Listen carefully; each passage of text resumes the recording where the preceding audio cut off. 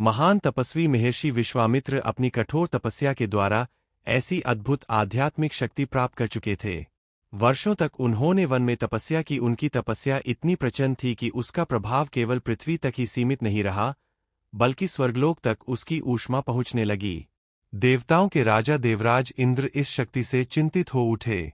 उन्हें यह भय सताने लगा कि यदि विश्वामित्र ने ब्रह्मर्षि पद प्राप्त कर लिया तो स्वर्ग की सत्ता डगमगा सकती है। इंद्र जानते थे कि तपस्या की शक्ति को केवल बल से नहीं रोका जा सकता।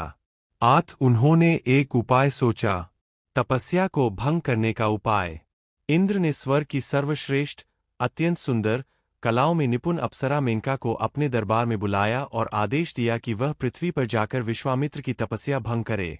देवाज्ञा को स्वीकार कर मेनका पृथ्वी पर अवतरित हुई। मेनका ने उस वन प्रदेश में एक रमणीय उद्यान रचा, जहां महर्षि तपस्या कर रहे थे। चारों ओर सुगंधित पुष्प खिले, मंद समीर बहने लगी, वातावरण मधुर और मोहक हो उठा। वहीं मेनका ने अपने नृत्य, संगीत और अनुपम सौंदर्य से उस तपोभूमि को आकर्षण का केंद्र बना दिया। कामदेव के बाणों का भी प्रभाव पड़ने लगा। दीर्घकाल से संयम में स्थित महर्षि विश्वामित्र का मन विचलित होने लगा। अंततः वह क्षण आया जब उनकी वर्षों की तपस्या भंग हो गई। विश्वामित्र मेनका के प्रेम में पड़ गए।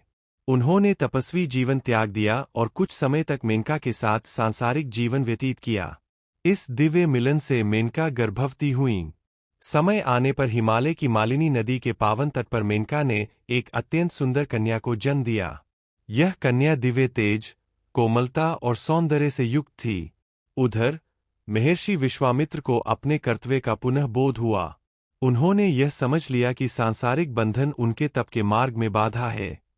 अपनी तपस्या को पूर्ण करने के लिए पुनः वन की ओर प्रस्थान कर गए। परंतु यह सुख स्थायी नहीं था। इंद्र का उद्देश्य पूर्ण हो चुका था। देवलोक से आदेश आने पर मेनका को विवश होकर स्वर्ग लौटना पड़ा। ममता से भरा हृदय होते हुए भी वह अपनी नवजात कन्या को पृथ्वी पर छोड़कर चली गईं। यदि आपको यह वीडियो पसंद आया हो तो कृपया उसे लाइक, शेयर, कमेंट करें और हमारे चैनल को सब्सक्राइब करें।